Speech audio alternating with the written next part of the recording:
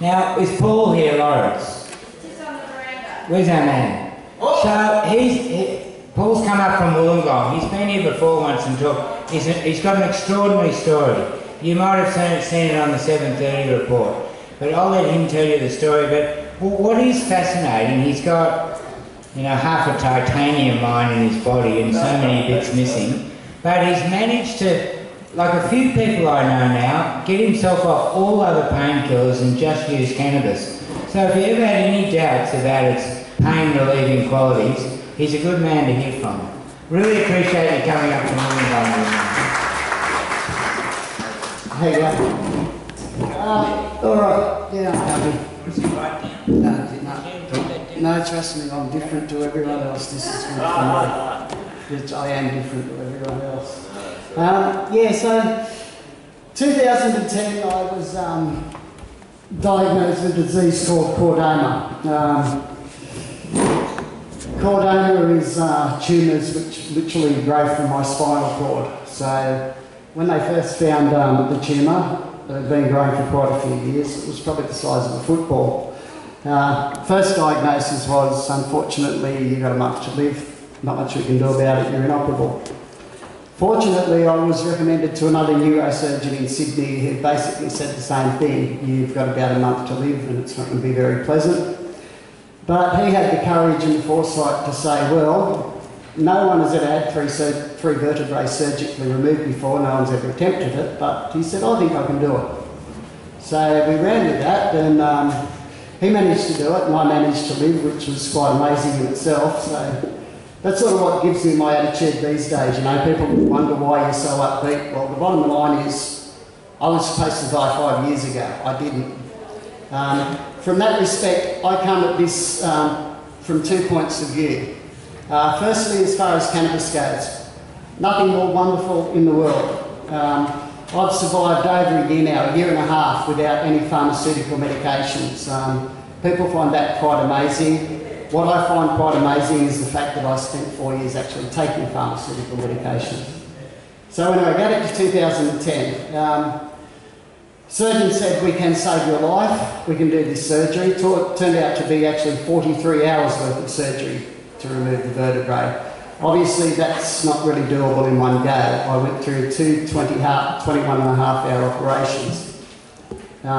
During the course of it, that's my spinal x-ray. Actually it's a bit worse than that now, because believe it or not, about 4 months ago I managed to snap both of those really long titanium rods in my back.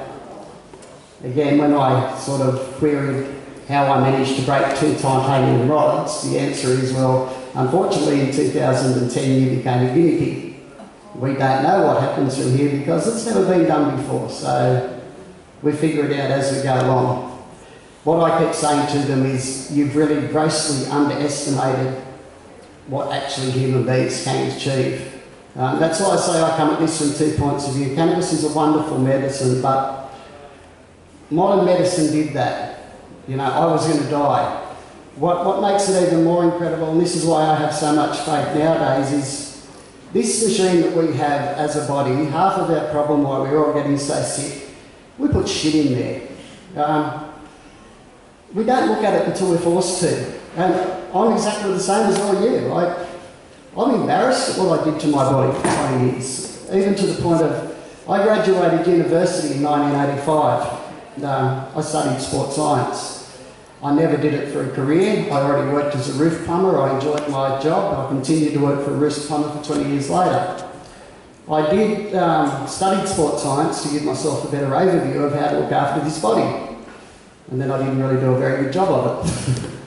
So yeah,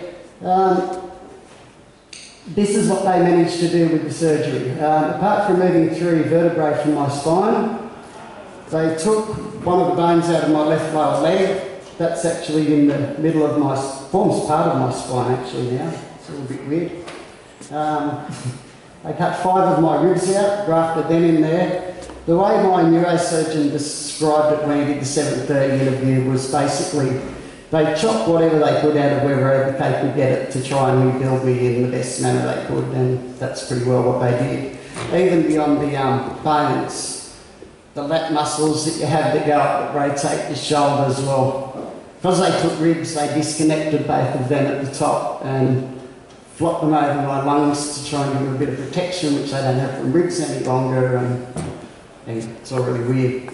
So after this happened, and before it happened, obviously, I was taking quite a high dosage of painkillers. So they did all this surgery. I recovered, miraculously well would be how the doctors describe it. I, believe it or not, after this first surgery, which as I said went 21 and a half hours, I was up and walking in 3 days, and I was home in 8 days. When I went home, obviously, I went home with painkillers. They gave me tramadol, they gave me endone, and they put me on Valium. So I was living in pain. I believed I needed to take these painkillers to keep functioning, so I did keep taking these painkillers to keep functioning. Now this is where I get big problems with most of the discussions I have with my friends. All anyone ever wants to talk to me about are the effects of cannabis. Well, fine, talk about the effects of cannabis. I've smoked cannabis for about 35 years or so. I've still not really had any negative bad effects. I took pain medications for nearly 5-6 years. Probably would have died if I would have taken it for another 5 or 6 years. So we're debating the effects of cannabis when the medications that the doctors give us are going to kill us in the end. I got to a position, my life got turned upside down in 2010. I was a breadwinner, I was a worker, I had my own company, I had quite a successful career. I couldn't work any longer, just in one go. My partner went to work, she now pays our rent and looks after the bills. And I became the home parent. So I got a lot of responsibilities as the home parent. I've got to take my young boy to school, I've got to pick him up in the afternoon. What happened after taking pain medications every day for a period of months, I started to get what I call toxic meltdowns. Toxic meltdown for me was, it started probably every 3 months or so. About 12 hours, I'd get a headache, turn into a filthy migraine, I'd get sick, and no real reason. Nothing had changed in my diet, nothing had changed in sleep patterns, no reason, I'd just get horribly ill. Then these toxic meltdowns, as I call them, over a period of about 3 years, they increased in frequency and they increased in duration. So what was initially every 3 months or so, just for a few hours, by the time I got the last one, and I can tell you the date because it's the last date I ever took any pain medications, it was 17th of June 2014. I went to get up to take my young boy to school, who was 9 years old at that stage. I was that violently ill, I couldn't get out of bed. I was vomiting, I was sweating, I was horrible. My young boy had to stay home from school and look after me instead of me as a parent looking after my child. At that point in my brain I'm going, this is not working. I'm not functioning as a human being. I can't even look after my own child, for Christ's sake. So I just stopped taking pain meds that day.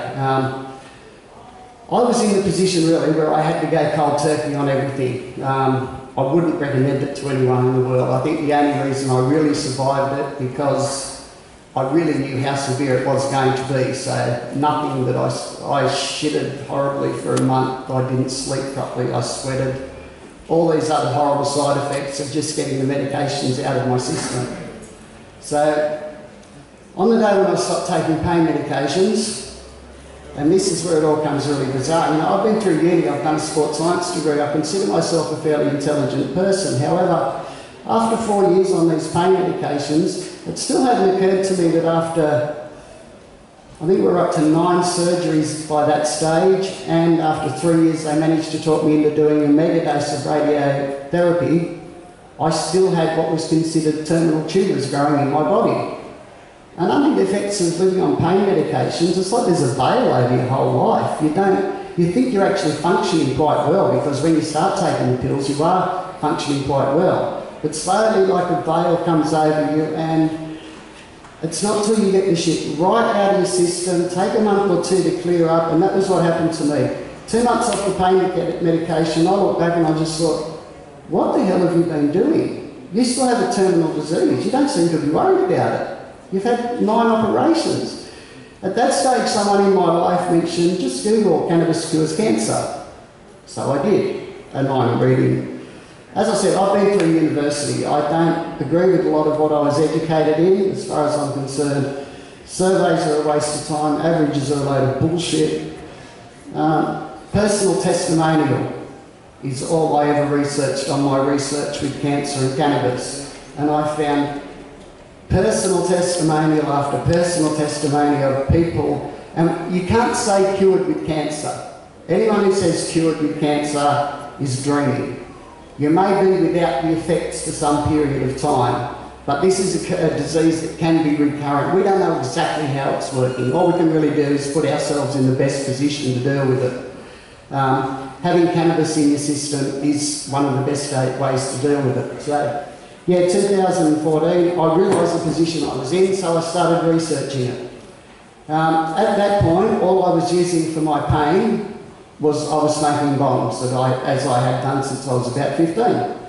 And what I was finding was, even smoking bongs by itself was just as efficient at dealing with this pain as what the medications were. And it was even more efficient. What I had with the marijuana or pot or whatever you want to call it, I don't care, it's all the same product. I had clarity of mind. Yet in the confused society we live in, everyone wants to talk to me about my clarity of mind because of the effects of cannabis. Well, blow it out your ass. It's the clarity of mind that come with painkillers and sleeping pill and the destructive things that they give us. If I was still on pain medications, I wouldn't have thought that I could have physically got up here and done this. I wouldn't have had the confidence, I wouldn't have had the foresight, I wouldn't have had anything. All because of the pain medications. So 2014, I started to look at cannabis cures cancer. I get in contact with Dr. Andrew Cataliris, who puts me under someone else. I started on the oil just a bit more than, I think about 15 months ago now, a little bit more than a year ago. Since then, I had the first scan that I have ever had since I've been diagnosed where there was no growth in my tumour. So it's a no-brainer. I've had 12 surgeries for recurrent removals of tumour. I have my neurosurgeon and my oncologist, both are fully aware of my cannabis use. They have been all the way through this. I've always been of the opinion, if I'm going to see a doctor and I need advice of him, he needs to know every single thing I do. So I've been completely open my whole life about my cannabis use. For the first 4 years while I was using pain medications, I was even telling all my doctors, the painkillers are shit unless I smoke pot with them. And they were saying, well, if that's what works for you, it works for you. So that was what I was doing. I was smoking pot and I was having the pain medication. What I didn't realise at the time, I could have left the pain medication out, which is what I proceeded to do a few years later. Since that point, it took about, as I said, 2 months, 3 months to get the meds out of my system.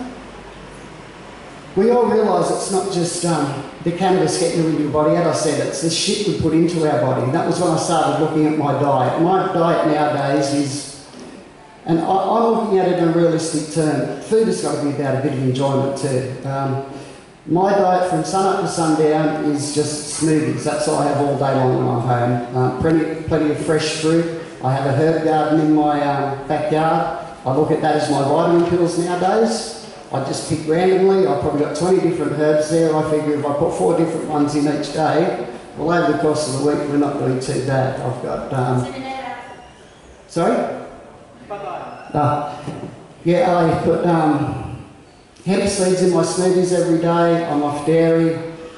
At night time, I do relent. I do have a little bit of meat here and there. I eat with the family at night time, but it's about balance as well, you know what I mean?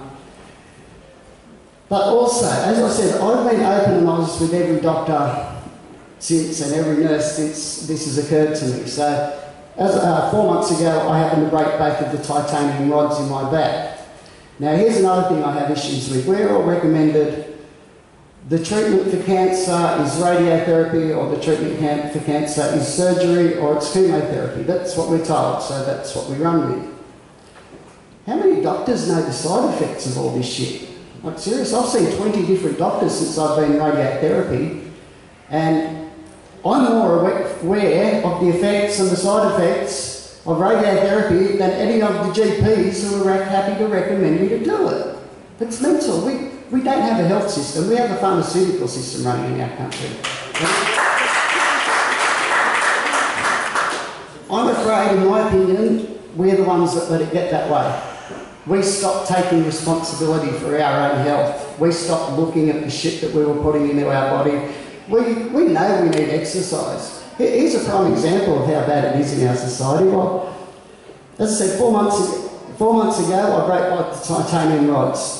They did a really bizarre operation, looks like X-Men. They just cut me open and put a few brackets on and a few bolts, and it's bullshit. But anyway, since then, one of the side effects of the megadose of radiation, which I went through 3 years ago, the area's dead. One of the wounds, it's 2 months now from a surgical operation, one of the wounds still has not healed yet.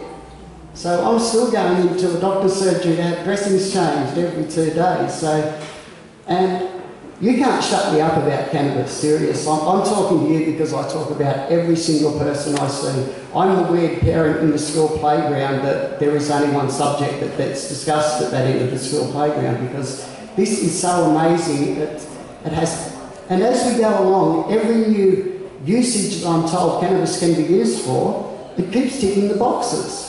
Like, I have terminal tumours. It's showed me that it slowed down the growth of these tumours.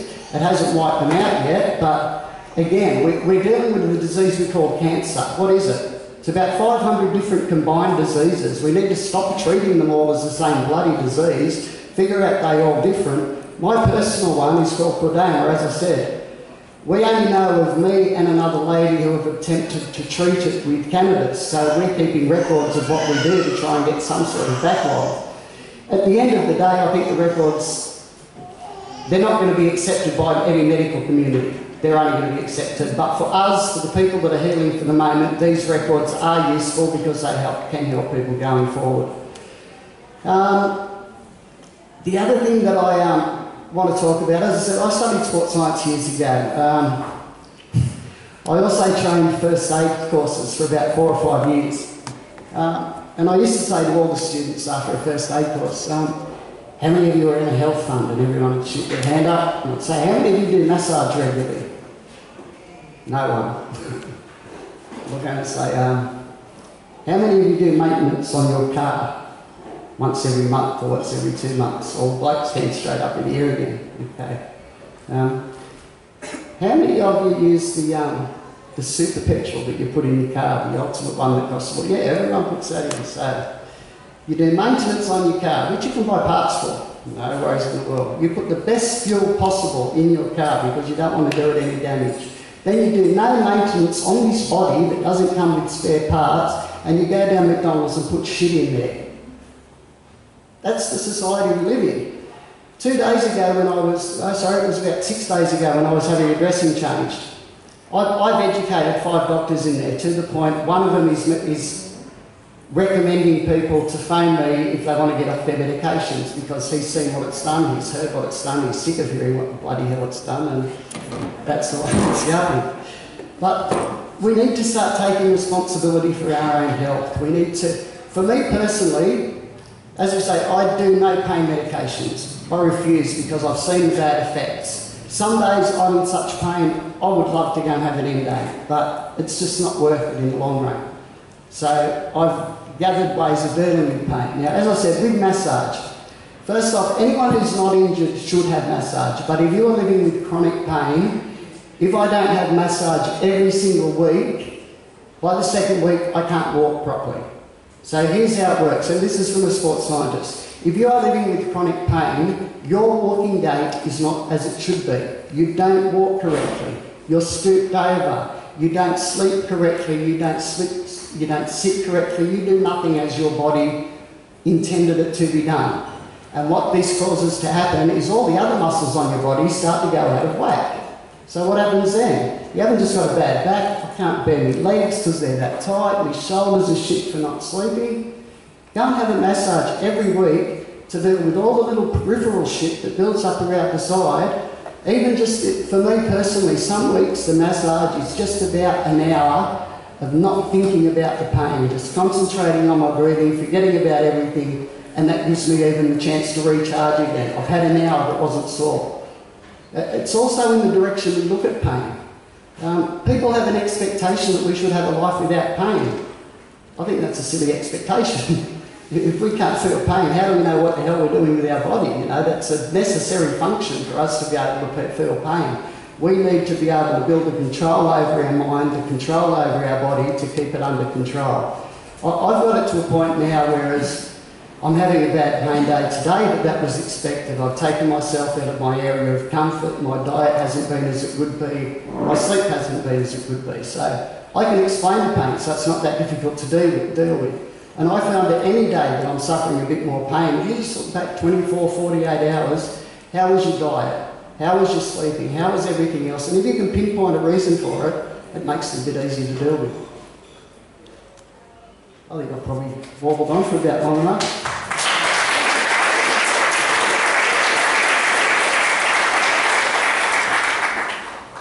Nobody wishes to ask anything? Good. Thank you. Oh, I was wondering. How many referrals have you had from your GP? Well, and not just from the GP, my oncologist, when I did the 7:30 report in May, my oncologist and my neurosurgeon both went on television with me because as they said in the thing, they don't know that this is going to cure me or not, but the bottom line is I have tried everything they have offered me and that still hasn't been sufficient. So as far as they're concerned, well, you go and pursue this and if it works, we'll deal with it then. So I'm happy that they're that honest and open, that they're happy to look at it and see it going forward. So, but yeah, I've had the oncologist phone me twice to get my phone number for people to phone me, and the local doctor that I've seen lately, he's referred 2 other people to me. But as I said, the 2 that I found that had most success with, because also since I went public on my interview, and just by the way, I nearly didn't get up here this afternoon. I nearly toddled off because I was nearly bawling my bloody eyes out. So I went through this journey initially on Facebook and through the computer. And I was being treated quite well. My tumours are getting worked. I didn't need to go public about anything.